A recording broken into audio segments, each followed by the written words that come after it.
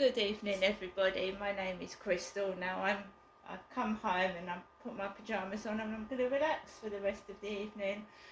Watch a bit of Talking Pictures TV or whatever's on, like A&E or something, whatever's on the television. So the time is now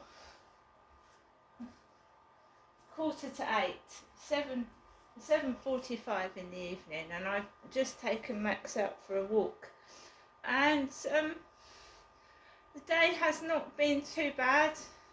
I'm glad I went up to see my mum. I just want to really try and help my mum a bit. She's stuck up there on her own, and like I'm on my own down here, and that's why I took her up some flowers. I thought that might brighten up her day a bit. So made myself a cup of coffee. Although I've eaten a takeaway, I really haven't eaten much else today. I've not stuffed myself with sweets and crisps. So I had some porridge this morning, and I've just had the takeaway, 2 cups of coffee and some water, and that's it really. So that's it. No more food this evening. And I've just gone out for a walk to try and burn what I have eaten off, and I ate the chicken burger, all of it.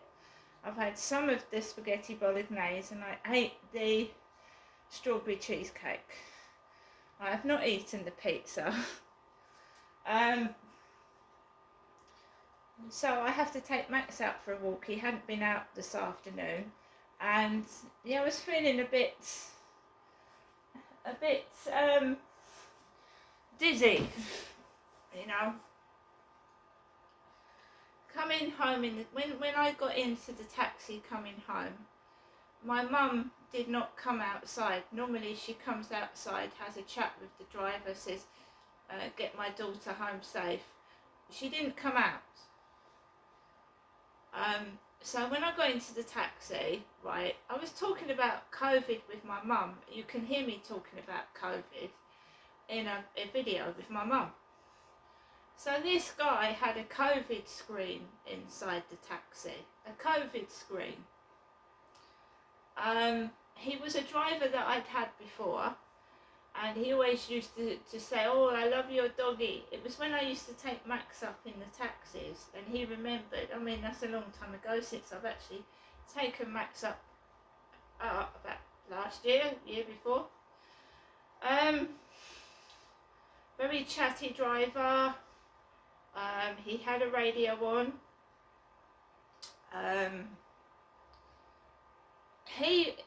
It was a bit annoying at times, because I felt like I was in some comedy taxi. The way he was joking and laughing and making noises and that. I sat in the back of the taxi. The screen was at the back. We got held up because the Luton Road was cut off. So I was supposed to be cross, right? I didn't get cross. It was irritating me, it was annoying me, because we were hemmed in unnecessarily by other drivers.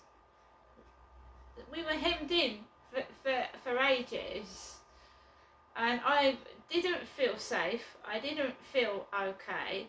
So normally I just sit with my mouth shut, but this time I actually said things whilst I was in the taxi. I spoke up.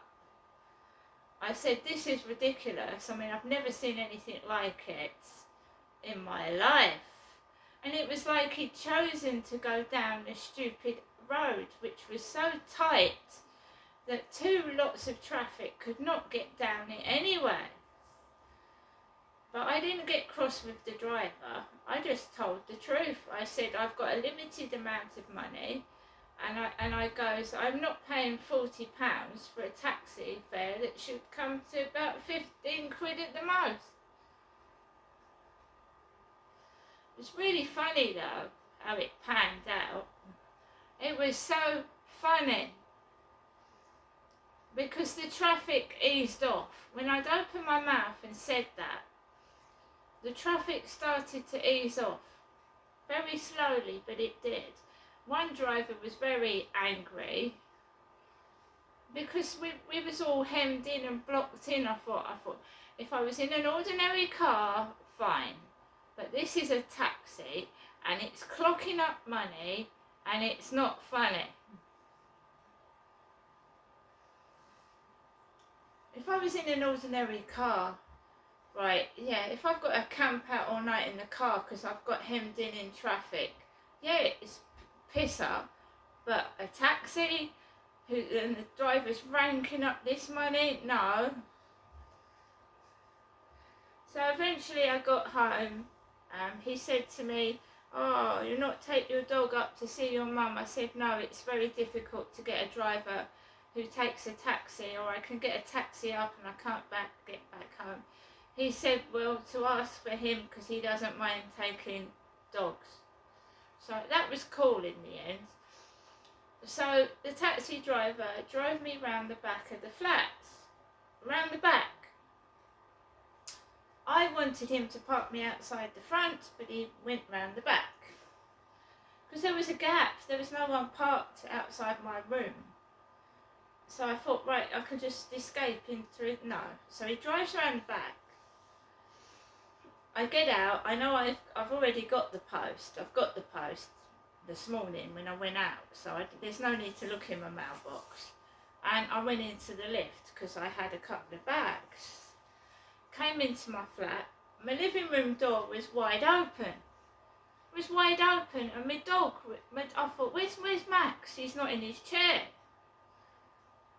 So my living room door was wide open because my mum kept telling me to shut her living room door. She said, make sure you shut the door. And she asked me about this like duster. And I'm swearing it was in a different place where I put it. But I'm not saying anything. Anyway, the door's wide open when I come in.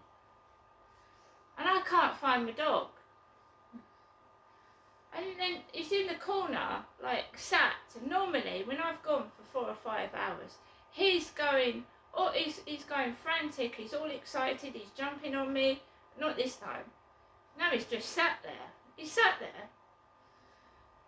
He just sat there.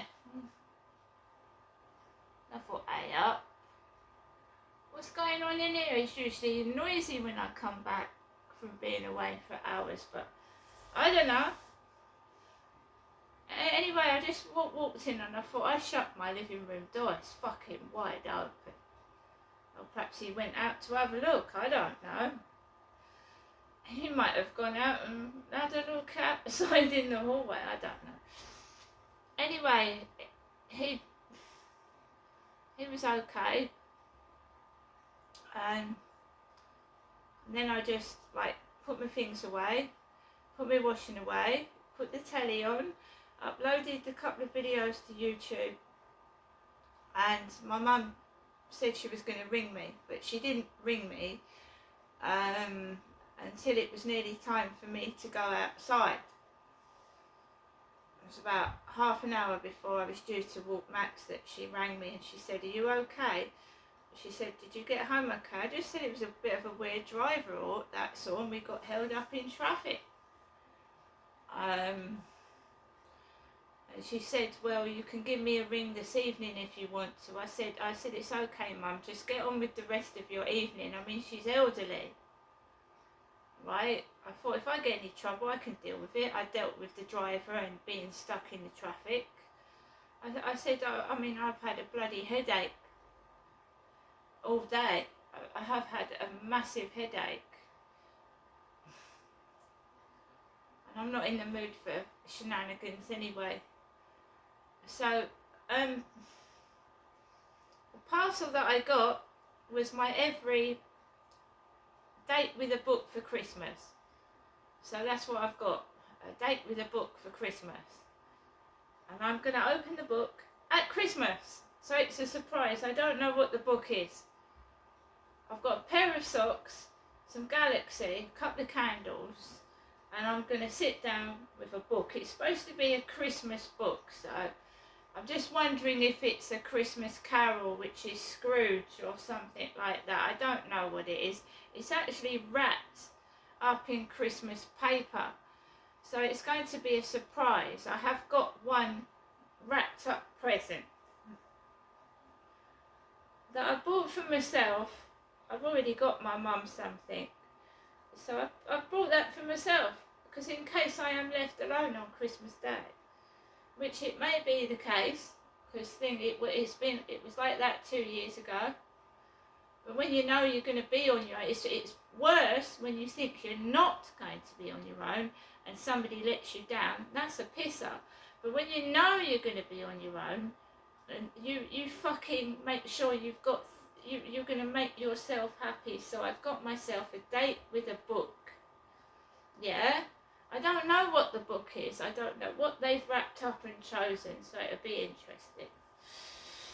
So that was what the driver delivered. When I went down to get my parcel, somebody had three together, and I'm happy with my little small parcel.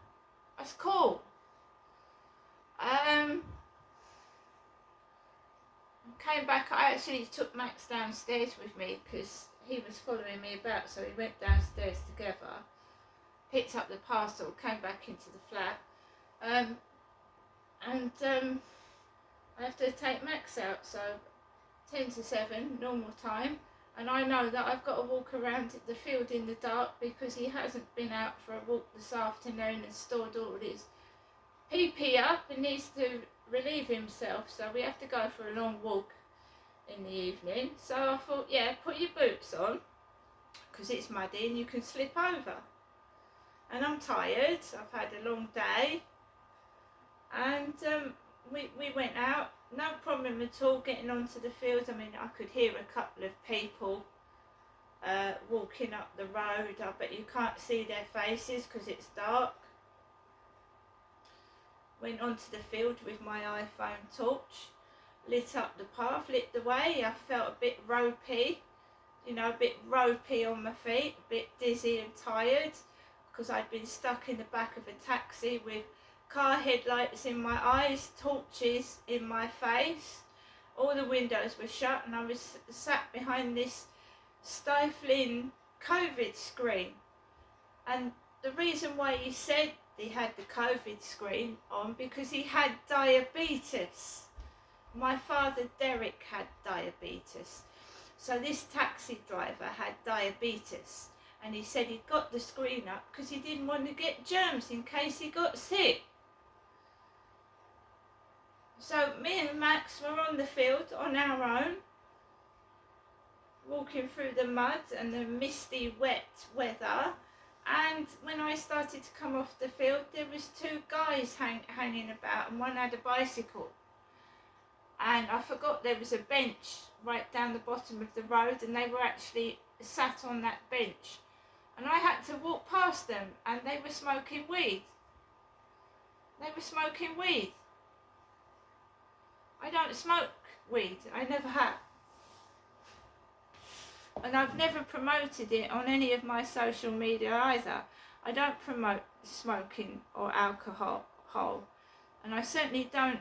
I haven't got videos of anybody smoking weed. I don't agree with it because it's a form of a drug, and I like to be in control of my own mind. I don't like drugs controlling me, and I don't, It's none of my business. If they want to smoke it, they want to smoke it. I just don't want to inhale it. It makes me feel ill. I don't like the smell of it. It smells like onions and sweaty armpits. Makes me feel sick. Does nothing for me. So I had to walk past these 2 lads in the dark. And these days you don't know who or what you're walking past. You know what I mean? And it's scary for a woman in the dark on her own. I came back into my flat. I heard someone slam what sounded like a window or a door shut as I was coming into my flat, and I thought, fuck that, and I came into my flat, and that's what I did. And I'm going to relax for the rest of the evening and make myself a drink and just get on with every day of my life. I have got a headache. It's a combination of smells and the weather, I think, but I mean, I'm sure it'll wear off. But I don't go around taking vengeance and anger on people. I've told you, there's a word called karma. And what goes around comes around. And I just sit here quietly waiting for it to happen. And that's it. And my mum said a lot of things round there. A lot of things. And you know what my mum's like. She's elderly. She's a bit eccentric. And she kept saying about her voice. How no one could imitate her voice. Not mine, hers. She said, "You're not me, are you, Ginestra?" Again. That's what she said to me before I left the flat. "You aren't me, are you, Ginestra?" And I just heard one of the female neighbours' voices when I was coming up into my flat. And it sounded like that London accent. Common London accent, you know. Not the posh London accent like Princess Diana. No, the Cockney, here mate, how you doing? That accent.